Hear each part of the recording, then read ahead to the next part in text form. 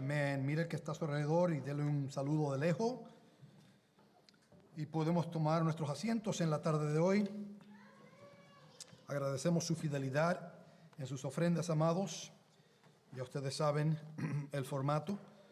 Desde que regresamos, pues algunos la echan en la cajita atrás, otros las envían a través de nuestro sistema en el website. Estamos hoy en Marcos capítulo 13, verso 1 en adelante, verso 1 al 13. El fin de acuerdo a Jesús, el fin de acuerdo a Jesús, el fin de acuerdo a Jesús. Y vamos a leer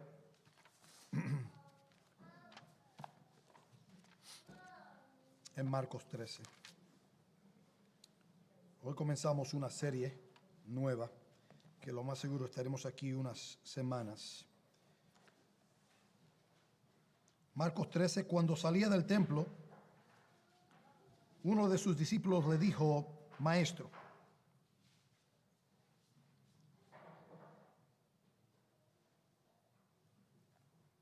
cuando salía del templo, uno de sus discípulos le dijo: Maestro, mira qué piedras y qué edificios. Y Jesús le dijo: ¿ves estos grandes edificios? No quedará piedra sobre piedra que no sea derribada.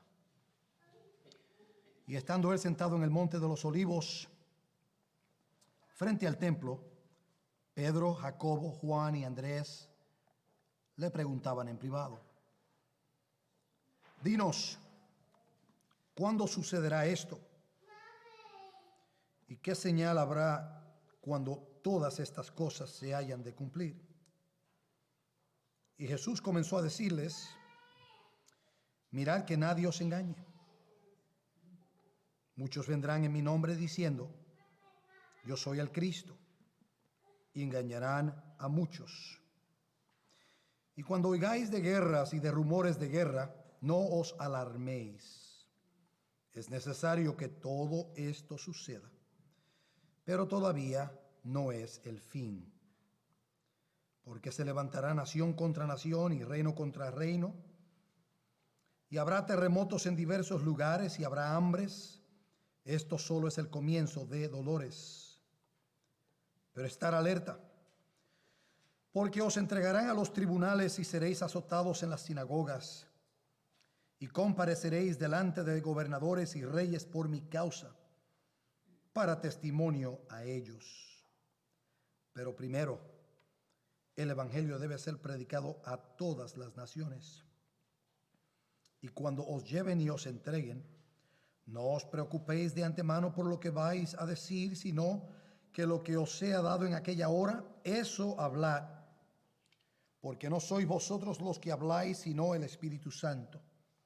Y el hermano entregará la muerte al hermano, y el padre al hijo, y los hijos se levantarán contra los padres, y les causarán la muerte. Y seréis odiados de todo por causa de mi nombre, pero el que persevere hasta el fin, ese será salvo. Eterno Dios y Padre, esta es tu santa y divina palabra. Prospérala en nuestros corazones. Te lo pedimos en el nombre de Jesús. Amén.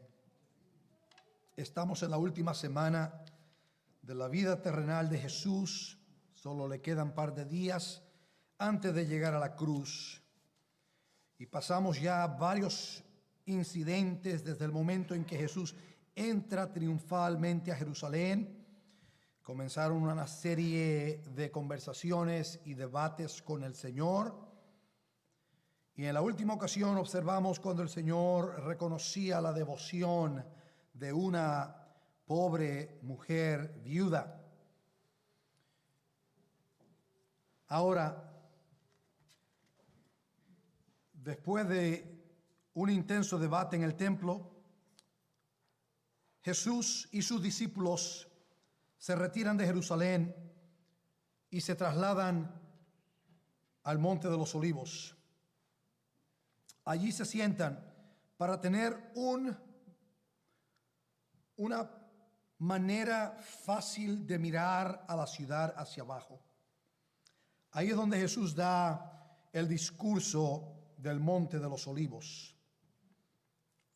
El mensaje que él da es de naturaleza profética, tratando con el fin de las cosas, un tiempo obviamente futuro.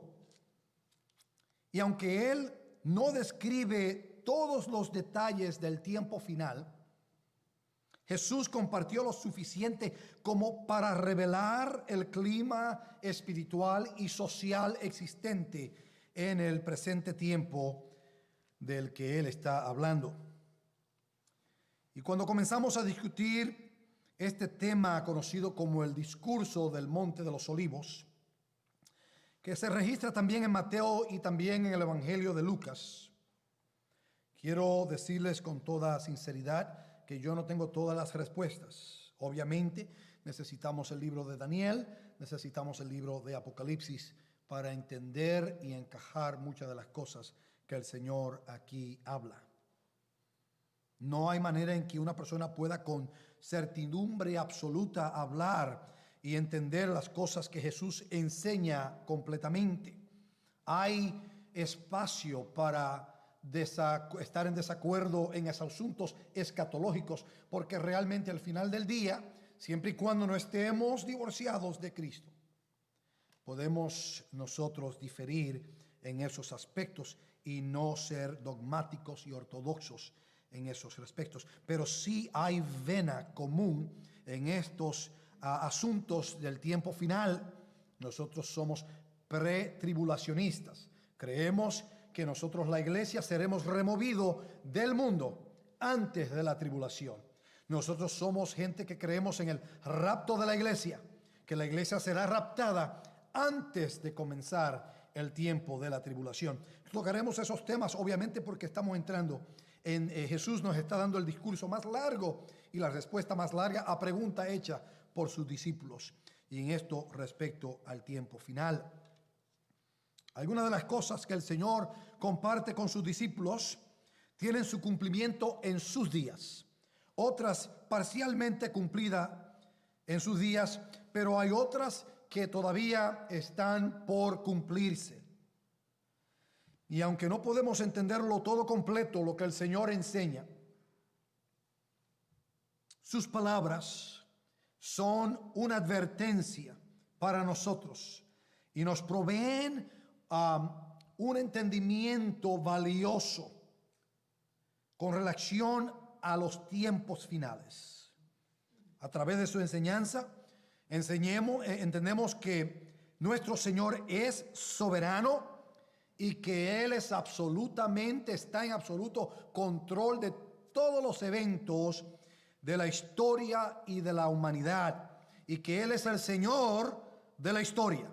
No son los hombres los que hacen la historia. Él es el que gobierna toda la historia humana soberanamente. Y esto nos ayuda a entender que estamos acercándonos rápidamente al tiempo final. Nos estamos acercando al tiempo final. Con todas estas cosas en mente, queremos comenzar nuestro estudio en el discurso del Monte de los Olivos. Queremos examinar las realidades en el verso y queremos comenzar discutiendo el tiempo final, el tiempo del fin conforme a Jesús. Lo primero que veremos es la conversación inicial. La conversación inicial es lo primero que vamos a ver en el día de hoy. Lo segundo que vamos a ver es la revelación verídica o real que nos da el Señor. La conversación está en los versos 1 al 4. Estos versos hablan de esos momentos inmediatamente después que Jesús sale del templo. Es la última vez que Jesús visita ese templo, y cuando sale de ahí es como quien dice, Él terminó con ese templo y no tiene nada más que ver con ese templo. Ese templo quedó en abandono total de Jesucristo. Él y sus discípulos habían estado en el templo por días consecutivos, y al irse del templo sus discípulos le comentan sobre la belleza y la grandiosidad de ese templo de Jerusalén. Verso 1. Cuando salía del templo, uno de sus discípulos le dijo: Maestro, mira qué piedras y qué edificios. Un edificio hecho con piedras masivas, cuidadosamente puestas unas sobre la otra. Se estima que piedras que estuvieron allí puestas en la fundación de aquel edificio pesaban posiblemente hasta 1.000.000 de libras. ¿Cómo podemos entender eso? No sé, hermanos. Era una estructura magnífica, el edificio más hermoso en la ciudad de Jerusalén. Fue edificado por Herodes el Grande, estimado a tener 172 pies de largo y con 20 pisos de alto. Y tenía que ser, era visto de todos, de cualquier localidad dentro del parámetro de esa ciudad. Y al oír la admiración del discípulo con relación a este templo, Jesús declara que el tiempo vendría cuando una piedra no quedaría sobre otra, y que el templo y también la santa ciudad de Jerusalén estaban destinados a destrucción. Así que Jesús le rompió la bombita al discípulo que admiraba el templo.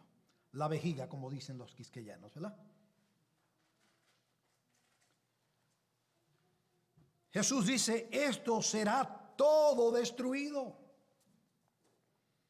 Y es algo chocante que Jesús declara predictivamente la destrucción del templo y de la ciudad. Eso es chocante, porque para los judíos eso es imposible. ¿Cómo es que el lugar tan sagrado va a ser demolido? Verso 2, Jesús le dice: ¿ves estos grandes edificios? Jesús le pregunta: no quedará piedra sobre piedra que no sea derribada. Y no es que se van a caer solos. En el contexto, Jesús está dando a entender que serán derribados, que serán destruidos, que otro lo va a derribar, que habrán enemigos que traerán esa devastación al templo y a la ciudad. La profecía del Señor tendría su cumplimiento tras la comandancia del general romano Tito, quien invade a Jerusalén y el templo, y la ciudad fue quemada todo el suelo en el año 70 después de Jesús. Jesús había dicho: y esta generación no pasará sin que estas cosas acontezcan. Una generación suma a 40 años, y son casi 40 años desde que Jesús murió y ascendió al cielo. Y 40 años después viene la destrucción. Como dijo Jesús, muchos de los que viven ahora verán esta destrucción y serán partícipes y experimentarán esta devastación. Así que Jesús predice con precisión lo que habría de suceder. Mientras el templo quemaba, los romanos se tomaban el oro que se derritía a través de las piedras. El templo fue destruido, el oro fue tomado por los romanos y no quedó piedra sobre piedra, como dijo el Señor. Jesús predijo esa destrucción hasta la fundación del edificio, y que habría de suceder en los días de sus vidas. Y no solo el templo, pero también la ciudad. Eso era el clímax de la ira de Dios en la nación y sobre la nación de Israel por haber rechazado al Mesías. El edificio era un edificio, el templo era un edificio masivo. Se tomó décadas en hacer. Y para el tiempo cuando fue destruido, había estado bajo construcción unos 8 años. Un monumento masivo con una arquitectura brillante de la mente geniosa de Herodes, también de su deseo en demostrar lo rico que él era. Y puso las ofrendas votivas de todo tipo. En otras palabras, puso en el templo ofrendas votivas, que eran cuadros que ponía, cosas que ponía para hacer conocer y dar a entender cuán rico él era y cuán importante. Y en la mañana, cuando usted sube al Monte de los Olivos, usted no podía mirar al edificio porque el sol se reflejaba en el oro que estaba en el edificio, cegándole a aquellos que le miraban. En la tarde su gloria se disminuía un poco, pero era el edificio más hermoso del mundo antiguo. Ellos estaban impresionados. Qué bellas piedras, qué hermoso edificio. Pero Jesús dice, ¿lo ven? Qué hermoso. No va a quedar una piedra sobre otra. Esto será destruido. Los discípulos obviamente están al tanto de la apostasía que tomaba lugar en aquel lugar. Ellos saben de la corrupción. Ellos vieron a Jesús en dos ocasiones al principio de su ministerio, Juan capítulo 2. Y como leímos en Marcos anteriormente, y estuvimos ahí, cuando Jesús viene al templo y saca los cambistas, volca las mesas, echa las palomas, saca todo el mundo de allí, dando a resaltar la corrupción que llevaban en aquel lugar. Esta es la casa de mi Padre, pero ustedes la han hecho cueva de ladrones. Jesús lo hizo 2 veces y los discípulos sabían de la apostasía existente en Israel. Ellos sabían de la corrupción en el sistema religioso de los judíos. Ellos han sido los enemigos de Jesús desde el principio de su ministerio y por ende habían sido enemigos de los que le seguían, de sus apóstoles, de sus discípulos, de nosotros. Hay algo interesante en Lucas 19 que nos dice Jesús. Lucas 19, verso 39. Usted puede ir conmigo a ese texto para que lo tenga en la mano y lo tenga en su mente. Lucas 19, verso 39. Entonces algunos de los fariseos de entre la multitud le dijeron: Maestro, reprende a tus discípulos. Respondiendo él dijo: os digo que si estos callan, las piedras clamarán. Los fariseos querían que Jesús le dijera a la gente que dejaran de alabarle como rey y como señor. Este es el momento cuando Jesús está entrando a Jerusalén. ¿Se acuerdan? Cuando le están dando adoración. Bendito el que viene en el nombre del Señor. Pero Jesús responde en una manera interesante. Él dice: si estos callan, las piedras hablarán. En otras palabras, las piedras darán testimonio de mí si estos callan. La pregunta es: ¿cuáles piedras hablarán? ¿Cuáles piedras se refiere Jesús? En Lucas 19, el mismo capítulo, verso 43, porque sobre ti vendrán. Esto es palabra profética. Jesús sobre Jerusalén. Porque sobre ti vendrán días cuando tus enemigos echarán terraplén delante de ti, te sitiarán y te acosarán por todas partes, y te derribarán a tierra y a tus hijos dentro de ti, y no dejarán en ti piedra sobre piedra, porque no conociste el tiempo de tu visitación. ¿Cuáles son las piedras que dijo Jesús que las piedras hablarían? Las piedras que fueron derribadas del templo. Esas son las piedras. Las piedras que quedaron, dando a entender la devastación que vino a raíz del juicio de Dios. Jesús había dicho que Jerusalén habría de ser desolada, habría de ser desertada y abandonada, que la copa de la furia de la ira de Dios habría de derramarse en la ciudad de Jerusalén. Y en el año 70 después de Jesús, todo sucedió como Jesús lo profetizó. Tal como él lo predijo, así fue. Y no pasó la generación existente hasta que eso pasó. Llegó casi a los 40 años, pero tal como dijo Jesús, algunos de ellos eran ya ancianos y algunos jóvenes con nuevas familias.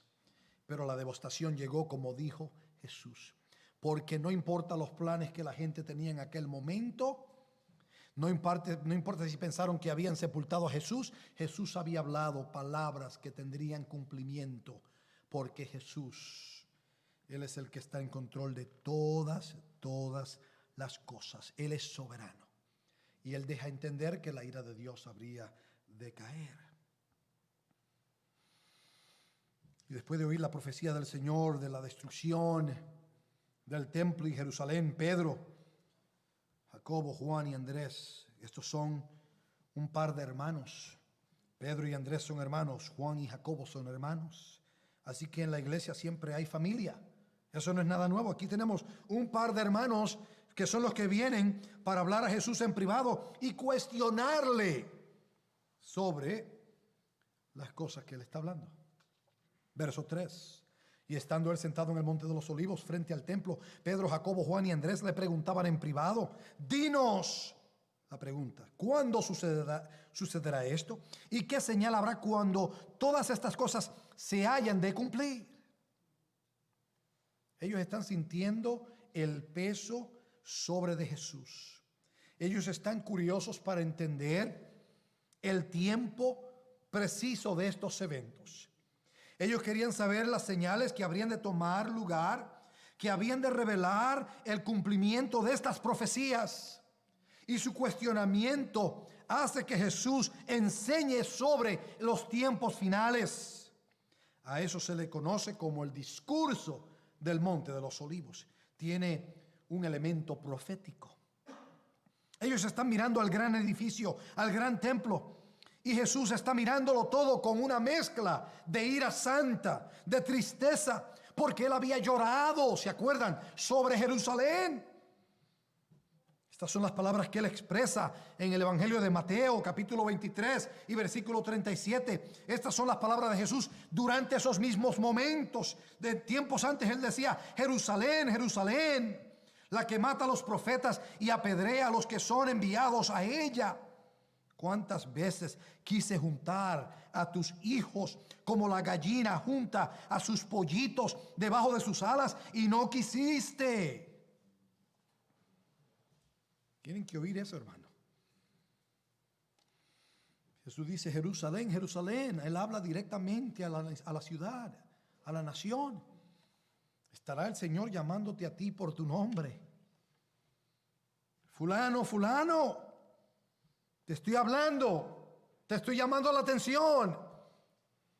Estamos repitiendo mis palabras. ¿Cuántas veces he querido juntarte como la gallina junta sus pollitos? Pero no estás haciendo caso. Me estás ignorando. No me quieres mirar.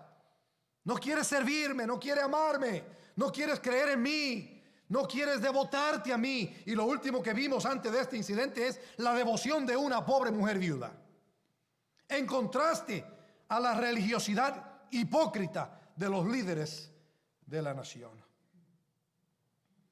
Los discípulos están impresionados con las palabras de Jesús y ellos están maravillados. Intensifican su mirada en el templo por lo difícil que luce la posibilidad de la destrucción completa tanto del templo como de la ciudad. Es algo que es bien difícil para ellos poder entenderlo. Y es importante notar que los discípulos preguntaron: ¿cuándo serán estas cosas? En el texto paralelo, Lucas 21, verso 20. Pero cuando veáis a Jerusalén rodeada de ejércitos, sabed entonces que su desolación está cerca. La palabra desolación es desierta. También se usa en Mateos, en el Evangelio de Mateo, capítulo 23, verso 38. He aquí vuestra casa se os deja desierta. Y todo el tiempo Jesús, cuando hablaba del templo, se refería a la casa de mi Padre. Pero ahora Él le dice: he aquí vuestra casa. Ustedes la hicieron su casa. La corrompieron y la hicieron una casa y una cueva de ladrones. Una casa de corrupción. Y él dice: ahora esa casa de ustedes será hecha desierta. Historiadores toman nota de que aunque muchos y muchos judíos fueron muertos en el año 70, cuando los romanos sitiaron la ciudad y quemaron el templo y quemaron la ciudad, mataron mujeres embarazadas, niños recién nacidos, mujeres mataron sus propios hijos para evitarse el dolor.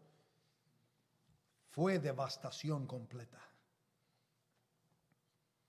Y aunque muchos de los judíos fueron muertos, sin embargo, los creyentes, los cristianos, fueron librados de la muerte porque tomaron en serio las advertencias de Jesús.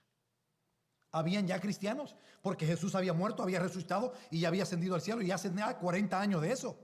Ya hay cristianos. Los cristianos que estaban allí se fueron cuando se dieron cuenta que la cosa se estaba poniendo fea. Lucas capítulo 21, texto paralelo, verso 21. Entonces los que estén en Judea huyan a los montes, y los que estén en medio de la ciudad aléjense, y los que estén en los campos no entren en ella, porque estos son días de venganza, para que se cumplan todas las cosas que están escritas. Ay de las que estén encinta y de las que estén criando en aquellos días, porque habrá una gran calamidad sobre la tierra e ira para este pueblo, y caerán a filo de espada. Y serán llevados cautivos a todas las naciones, y Jerusalén será hollada por los gentiles hasta que los tiempos de los gentiles se cumplan.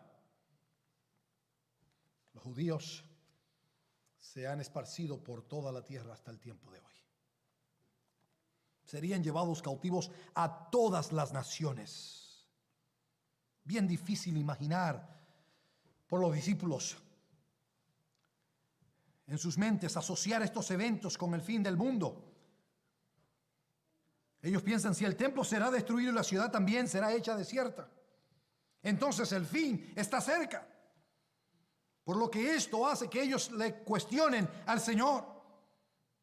En el Evangelio de Mateo, la pregunta es un poco más detallada. Mateo 24, verso 3. Ellos preguntan, ¿cuándo sucederá esto? ¿Y cuál señal será la señal de tu venida y de la consumación de este siglo? Aparentemente en la mente de ellos estas tres cosas permanecen. Primero, la destrucción del templo y de la ciudad. Segundo, la segunda venida de Jesucristo. Y tercero, el fin del mundo. Pero Jesús deja claro que hay un tiempo indefinido entre estos eventos. Y esta es la razón para este discurso. Jesús quiere asegurar que ellos entienden que aunque vendrá destrucción para el templo y para Jerusalén, todavía no es el fin. Que aunque el templo y la ciudad de Dios serán destruidos, todavía no es el fin. Y de esto hacen ya 2000 años de esos eventos. Muchas otras cosas tendrán que tomar lugar. Por eso nos vamos a tomar un poco de tiempo en estos versos y en este tiempo de conversación y discurso en las próximas semanas. Un malentendido del tiempo de los eventos significaría que ellos se convertirían en blancos de decepción y también de frustración.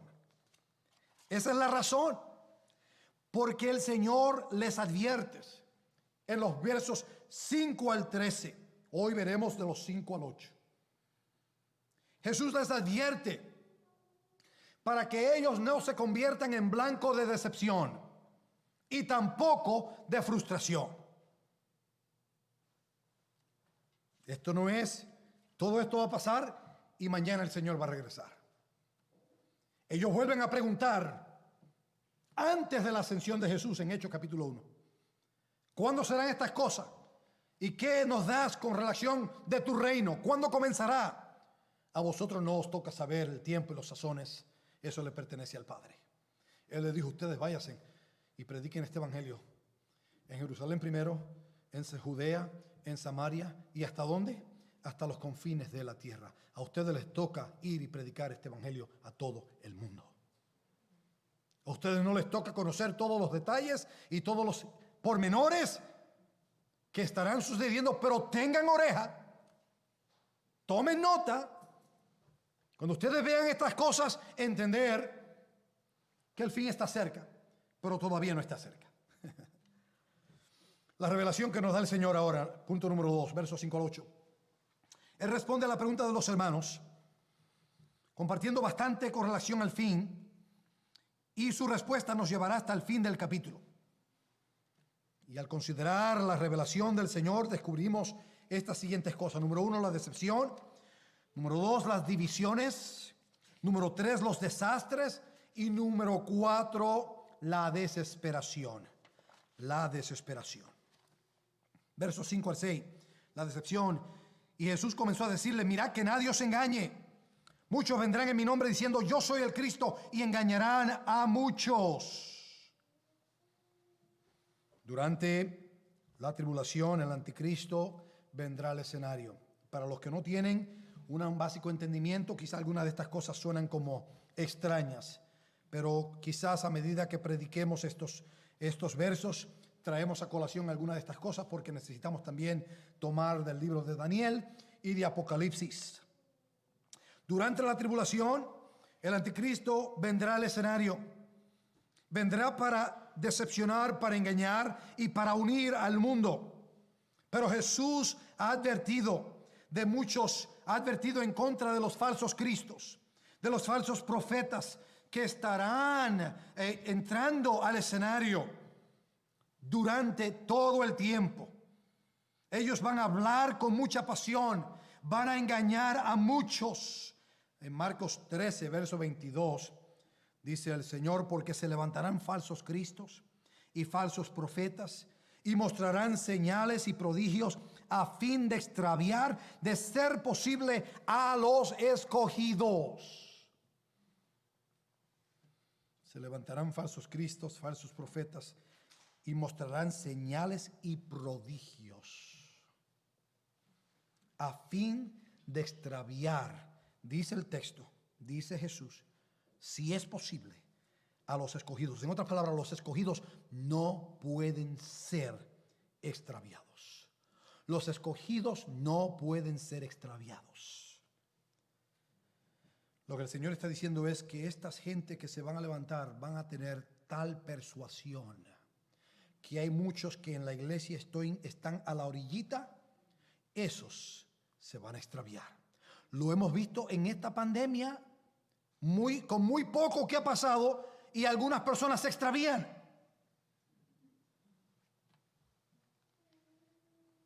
Se extravían, se confunden acerca de su Dios, acerca de la palabra, acerca de la verdad, acerca de su rol en medio de todo lo que sucede en el mundo.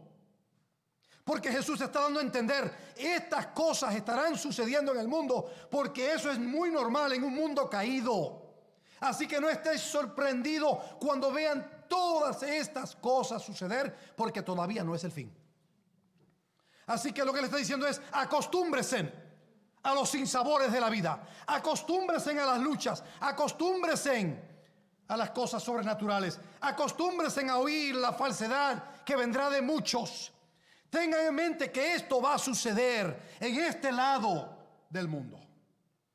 No estén sorprendidos por estas cosas.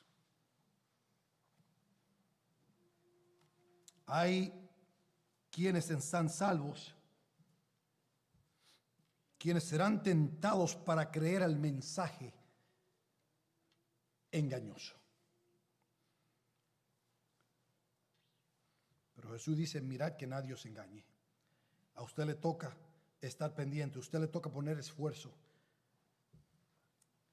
en su fe con el Señor. Usted tiene una parte muy importante. Mirad que nadie te engañe.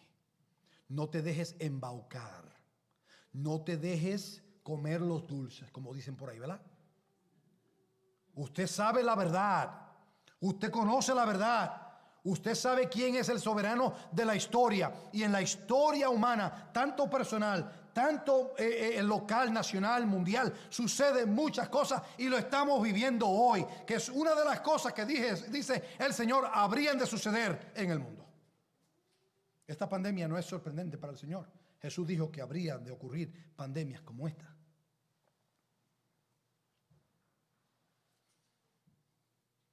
Jesús ha venido advirtiendo a sus discípulos: mirad que nadie os engañe, como si dijera: no te conectes con aquellas personas que te están dando mala información.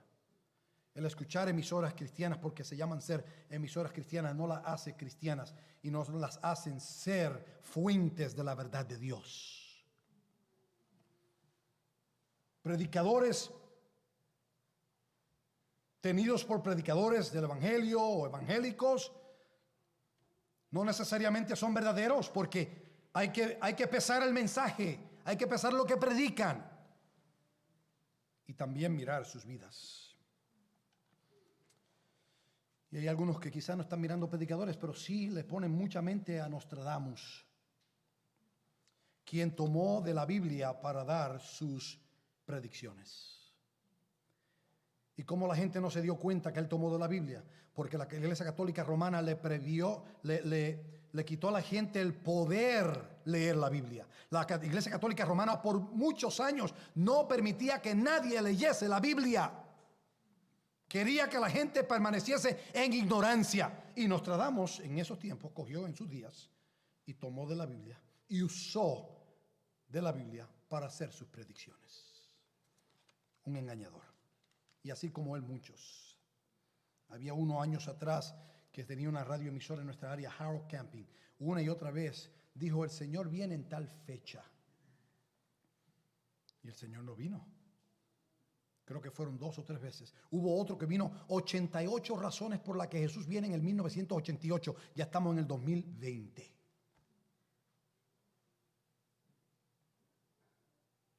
El Señor no está dando datos aquí para que los apóstoles y discípulos pongan fecha. Conforme a Jesús, los falsos maestros, los falsos profetas, los falsos cristos se verían en grandes cantidades a través de los siglos. Harían falsas profecías de todo tipo. Pero dice el Señor: no os dejéis engañar. ¿Y cómo evitamos ser engañados? Siendo fieles a la palabra del Señor. Siendo fieles a la Escritura. Leemos de todo libro menos de la palabra. El musulmán se aprende casi el Corán y los creyentes ni siquiera leen algo de la Biblia.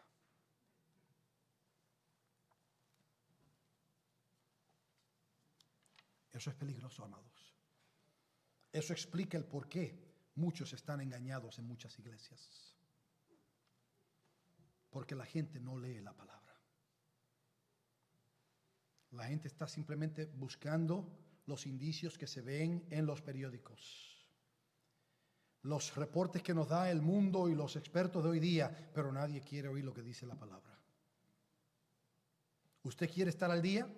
La palabra no te es dada como usted te da los headlines del periódico. La palabra se te da para que tú andes en una vida santa y piadosa, para que te dediques al Señor en tu presente tiempo de tu vida. No simplemente para nutrir la curiosidad tuya. Algunos de estos falsos cristos serían lo atrevido lo suficiente como para llamarse a sí mismo Cristo. Dice el Señor: muchos vendrán en mi nombre diciendo: yo soy el Cristo, y engañarán a muchos. Hay varios: Charles Manson, Jones, el líder del templo del pueblo, de la gente, Koresh y otros más. De Colombia salió uno que era el Mesías. En Los Ángeles sale un Mesías cada semana. En los tiempos de Jesús, después del Señor, vino unos cuantos diciendo: yo soy el Mesías, yo soy el Cristo. Estas figuras raras salen y engañan a muchos. Y tienen muchos seguidores, especialmente aquellos que no conocen la palabra, porque no leen la palabra, no se educan en la palabra. Por eso el apóstol Pablo le dice a Timoteo: predica a tiempo y fuera de tiempo.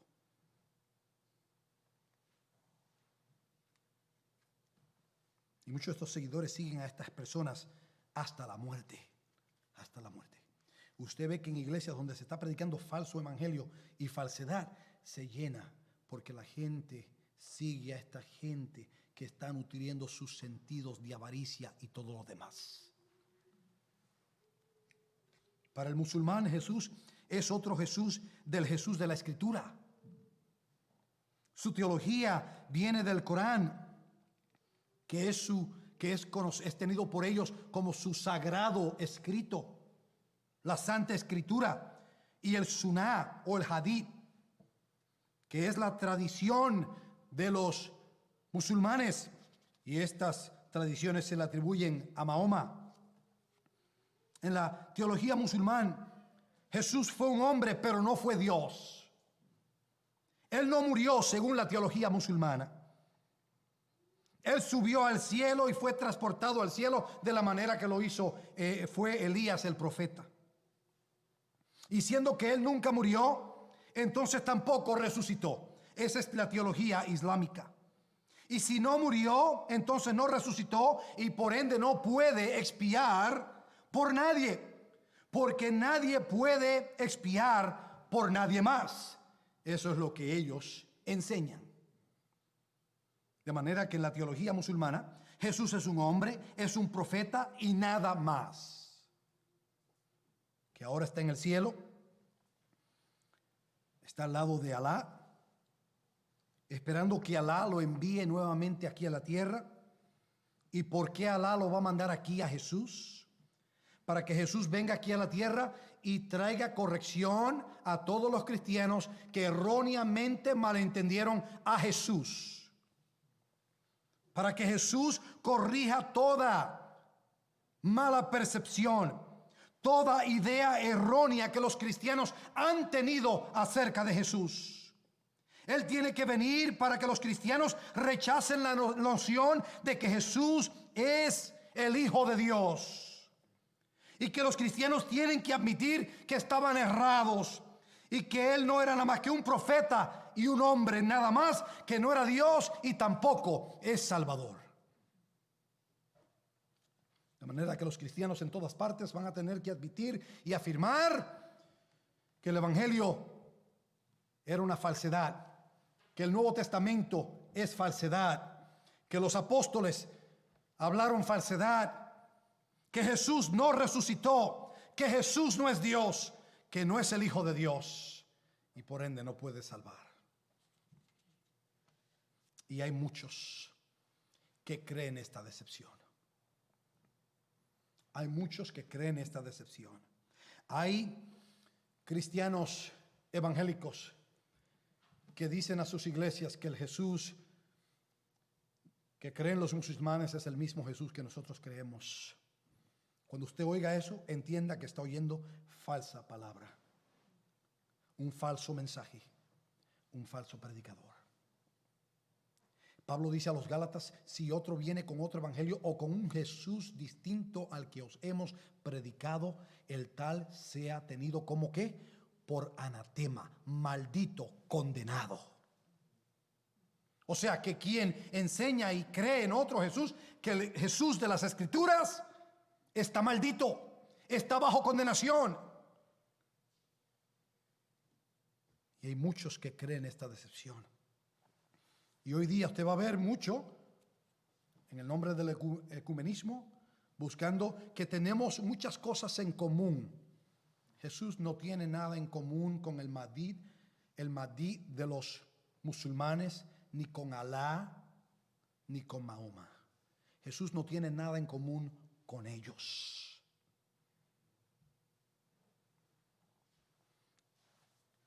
El Mahdi que tienen los musulmanes, que viene a ser el imán número 12, que ellos están esperando que venga, porque él va a ser su salvador. Ese Mahdi que va a venir y va a establecer 7 años de paz con Israel. De manera que el Mahdi de ellos, el imán de ellos, el Cristo de ellos, es el anticristo de los creyentes. Si usted se sienta a mirar todos los detalles, punto por punto, del Mahdi, el imam que esperan los musulmanes, son los mismos detalles dados en las escrituras con relación al anticristo final.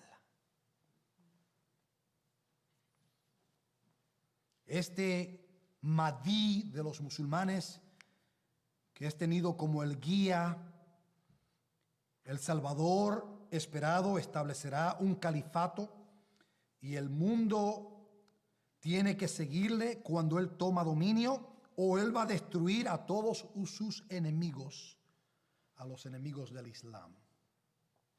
Y el califato habla del califa, que es el líder gobernante musulmán que gobierna una región, que gobierna en este caso en el mundo, porque el anticristo que nosotros conocemos en la palabra va a venir para gobernar todo el mundo.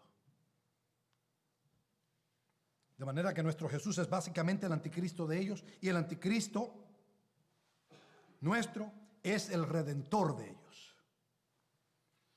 Y la verdad de la escritura es que el verdadero Jesús va a destruir al anticristo y al falso profeta que leemos en Apocalipsis, y que el verdadero Cristo va a establecer su reino para siempre. Esa es la verdad. De manera que no podemos caer en la trampa que muchos supuestos predicadores, pastores, teólogos en nuestros días, explicando que el Jesús de la Escritura es el mismo Jesús del Islam, porque no lo es.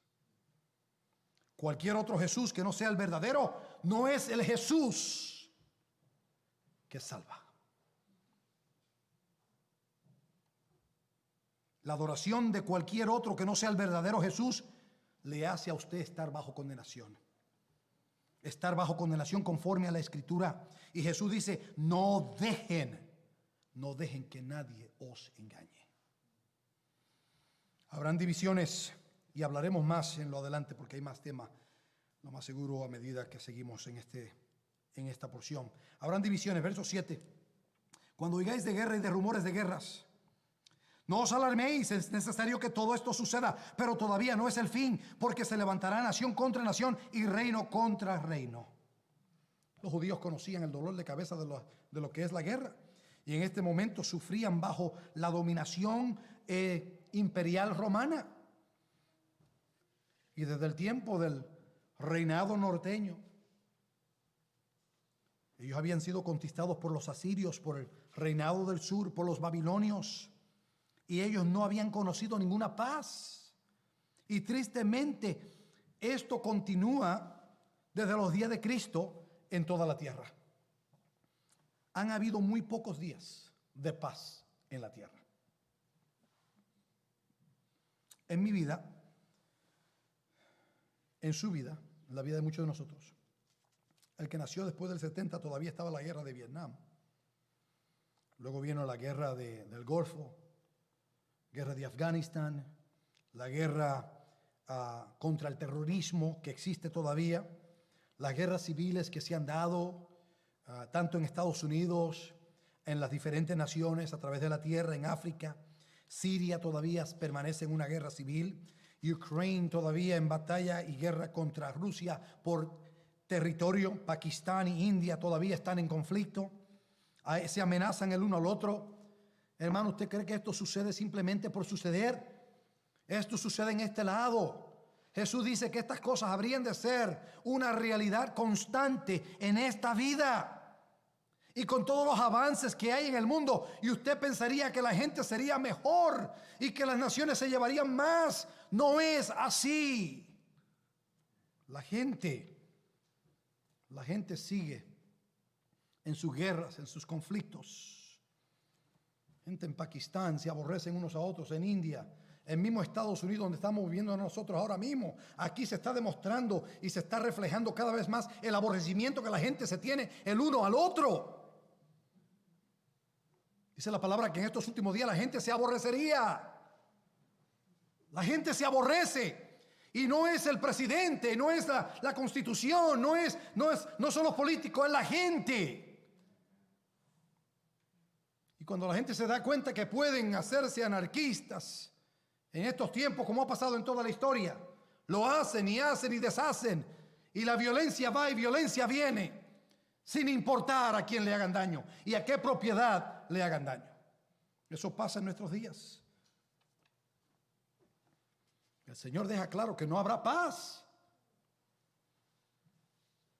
Y que el mundo y la sociedad no mejorará, ni socialmente, ni espiritualmente, ni moralmente. No habrá mejoramiento como nosotros quisiéramos ver mejoramiento. Yo no sé cuántos de ustedes trabajan en compañías donde trabaja mucha gente. Mucha gente, ¿verdad? Porque a veces solamente usted trabaja con uno y se puede notar que las cosas no están bien. A veces solamente 2 o 3 personas en una oficina y se puede sentir que no hay paz. Ustedes que trabajan donde hay mucha gente, lo ven.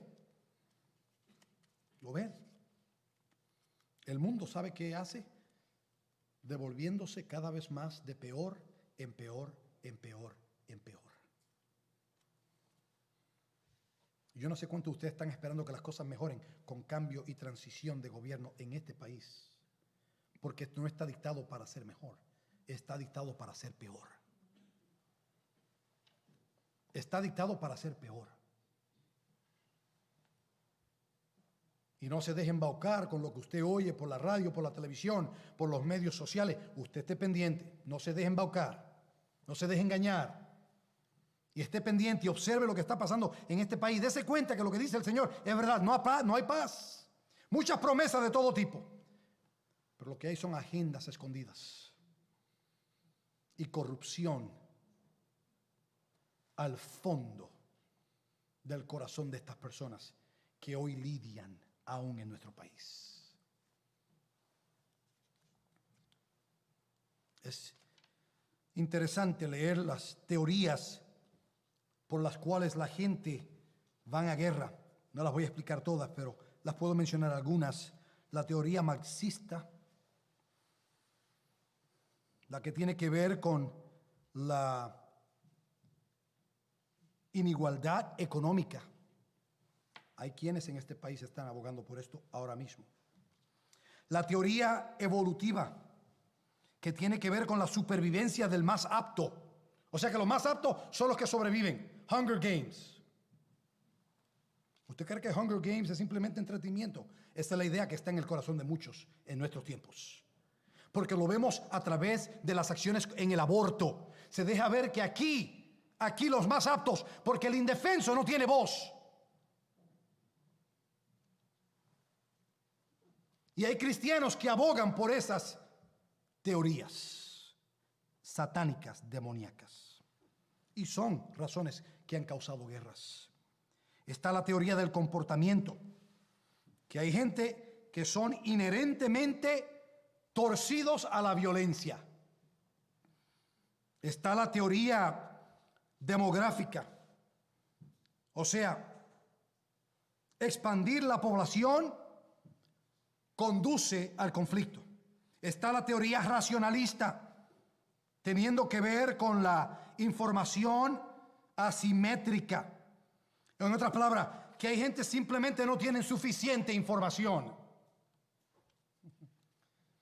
Que los que escuchan a CNN son los que tienen información, no los que escuchan a MSN o a Fox, que solamente aquellos que tienen la información. Cojan oreja. La teoría de la ciencia política, una búsqueda por la seguridad. Y hay muchas más, y muchas más. Santiago dice, ¿ustedes saben por qué ustedes tienen guerra? Porque ustedes desean y porque en ustedes hay odio, hay aborrecimiento. Eso es lo que está al fondo de todo conflicto. Desde el 85 hasta el presente, casi 500,000 de gente ha muerto cada año en guerras. Hay guerras en el mundo que muchas veces no estamos oyendo en África, en otras partes de la tierra, en Centroamérica. Están ocurriendo guerras y conflictos. En la guerra segunda mundial, 72 millones de gente murió. En la guerra de China, en los años 755, 36 millones. En la conquista mongol del siglo XIII, 30, 60 millones. En la guerra número 1, 20 millones. Esa es la historia humana. Y no está cambiando. No estamos contando los muertos de Afganistán, de Irak, los muertos de Irak con Irán. Hay muchas guerras. Y estas cosas van a escalar. Y espera que cuando lleguemos a Apocalipsis capítulo 6, capítulo 9, capítulo 16, y vamos a ver que las guerras terminan en una muerte masiva, muerte masiva. Y no solo guerras, sino también terremotos en varios lugares. Habrá hambres. Hay amenazas hoy. Corea del Norte permanece una amenaza. Rusia todavía permanece una amenaza. Irán permanece una amenaza. China permanece una amenaza desde esa manera nacional. Israel tiene conflicto con los palestinos y con entidades terroristas. El Medio Oriente es una bomba de tiempo. Es una dinamita que puede explotar en cualquier momento. Hay una paz que se firmó en estos días. Pero dice el Señor, cuando digan paz y seguridad, vendrá ¿qué? Destrucción repentina. Habrán desastres, terremotos en diversos lugares, dice el Señor en el versículo 8. Desde que se estiman los terremotos desde hace 4,000 años, más de 13 millones de gente han muerto a raíz de los terremotos. En Lucas capítulo 21 añade plagas, terrores, grandes señales en los cielos. La muerte negra reclamó más del 60%, casi el 60% de los europeos, más de 100 millones de gente muerta. La gran influenza del siglo XII, más de 40 millones. Grandes señales en los cielos, terrores, fuegos, estamos viendo en diferentes partes, enfermedades, el calor, el frío, las inundaciones, los huracanes, los tornados, las sequías, etcétera, etcétera. Y ¿saben qué, hermano? Lo peor todavía está por venir. Lo peor está por venir. De manera que nosotros estamos viviendo en un lugar que es una bomba explosiva.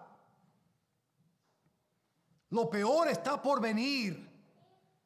Porque cuando llegue la tribulación de la que habla Daniel, de la que habla aquí el Señor, cuando llegue la tribulación dice que será tribulación cual nunca en la vida y en la tierra ha habido y jamás la volverá a ver. Habrá desesperación porque habrá hambre. Nosotros gozamos en una experiencia experimental aquí en Estados Unidos, pero hay hambre que se resulta en el mundo en muertes. Hay una plaga de hambre en el mundo ahora también. Pensaríamos que con los avances de plantar, sembrar, producir, cosechar, de la transportación, que se decrementarían en estos tiempos el hambre existente. Pero la Biblia dice que estas cosas serían una realidad siempre en la vida. ¿Ustedes han oído la gente que hacen campaña para matar el hambre? Y en nuestros tiempos usted pensaría que con todos los avances, con los recursos, las riquezas existentes en las naciones industrializadas, que no habría nadie hambriento. 1 de cada 9 niños en el mundo no tiene que comer. La mitad de las muertes de los niños bajo de 5 años se atribuyen a la mala nutrición. Mis hijos comieron bien en esta nación, pero hay hijos de otros que no comieron bien. Sus hijos comieron bien en este país, pero hay hijos de otros que no han comido bien. Y estamos criticando el país y el presidente. ¿Y qué hace usted? ¿Y qué ha hecho usted? ¿Y a quién le da usted para que se le llegue una comidita a alguien en algún lugar?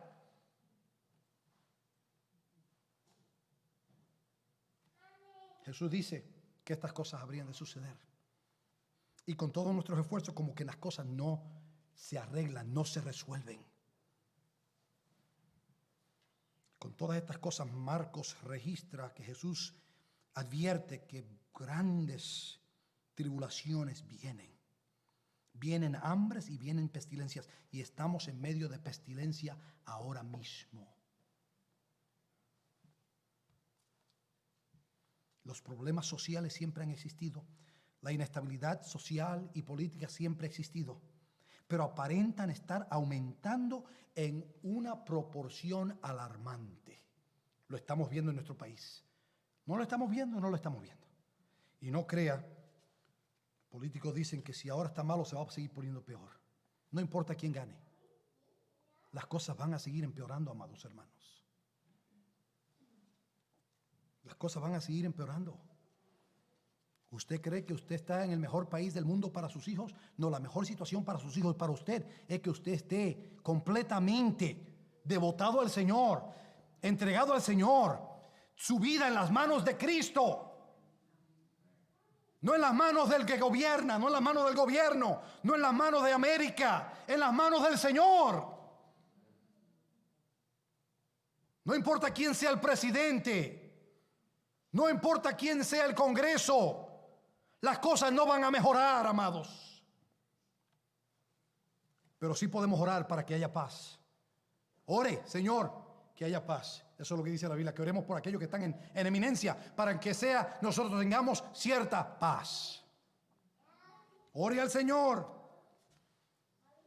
Porque todas estas cosas que aumentan, los terremotos, hermano, cientos de ellos suceden todos los días.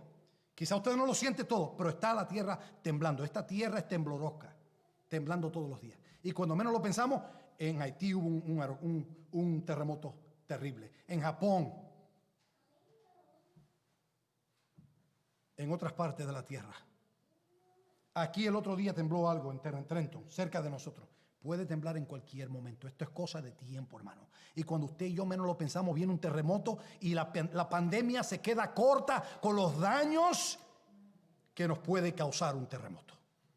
Se nos olvida la pandemia. Se nos olvida la pestilencia. Pero se nos viene a la mente las palabras de Cristo, que estas cosas van a suceder, pero entiendan que todavía no es el fin. Así que acostúmbrese. Acostumbrémonos, porque dice el versículo 8, y vamos a cerrar. Esto es solo el comienzo de dolores. Esto es solo el comienzo de dolores. Así como una mujer de parto comienza a tener contracciones, pero todavía no da luz. Puede estar hasta un mes. ¿Cierto? Hasta un mes ahí en contracción. Así está el Señor diciendo que estas contracciones lo que están dando a entender es que cuando venga lo grande, la historia humana va a tener el parto de las tribulaciones más grandes habidas en la vida. Estos son pasajes difíciles, amados, y no son diseñados ni para asustarle. Pero si usted se asusta y lo trae arrepentimiento, amén. Pero si usted se asusta y se va a su casa a comerse sus uñas y a mirar una película para olvidarse de lo que predicó el pastor o de lo que dijo Cristo, pues ya usted tiene un problema. Usted lo que está es simplemente calmando su ansiedad. Esta es una realidad, amados. Y ahí estamos ahora todos. Y si estamos en medio de todas estas cosas, dice el apóstol Pedro, ¿qué clase de personas no debéis nosotros ser en santa conducta y en piedad? Debemos ser piadosos y santos en el presente. Y dice en Hebreos, no dejemos de congregarnos como algunos tienen por costumbre, sino exhortándonos unos a otros y mucho más al ver que el día se acerca. ¿Dónde está usted, hermano? ¿Dónde está usted hoy? Vamos a estar de pies. Hay que prepararnos para las dificultades que vienen de camino, permaneciendo en la palabra del Señor y en el Señor. Él es nuestra única esperanza. Los músicos pasarán y llevarán en una alabanza. Eterno Dios y Padre, te alabamos y te bendecimos en esta tarde. Gracias por el tiempo que hemos tenido en tu palabra. expande nuestro entendimiento, nuestro pensamiento, nos reta y nos acerca a tu palabra. Oh, queremos entender más, queremos, Señor, mayor claridad. Pero entendemos que mientras más claridad tengamos, que no es simplemente para nutrir la curiosidad nuestra, sino es para llevarnos a una vida santa y piadosa en el tiempo presente, a vivir una vida confiada en ti, a esperar en ti, a estar entregados a ti, a clamar a ti, a orar a ti, a velar y orar como dice el Señor, para que no caigáis en tentación. Oh Señor, ¿cuántos quizás se irán hoy? ¿Cuántos de los que nos han oído quizás a través de el YouTube? Muchos se irán a vivir la vida y el resto de la semana como que aquí Dios no ha dicho nada. Oh Señor, despierta toda conciencia. Despierta toda conciencia a la realidad de tu palabra, a la veracidad de tu palabra, que nos da un entendimiento preciso de todas las cosas que suceden alrededor nuestro. Verdaderamente este es un mundo peligroso en el que vivimos, donde nosotros, Señor, tenemos nuestros hijos, los criamos aquí, pero esto es un mundo peligroso para todos, para todos. Y lo más importante es asegurarnos que estamos en las manos del Señor Jesucristo. Venga lo que venga, terremoto, hambre, fuego, pestilencia.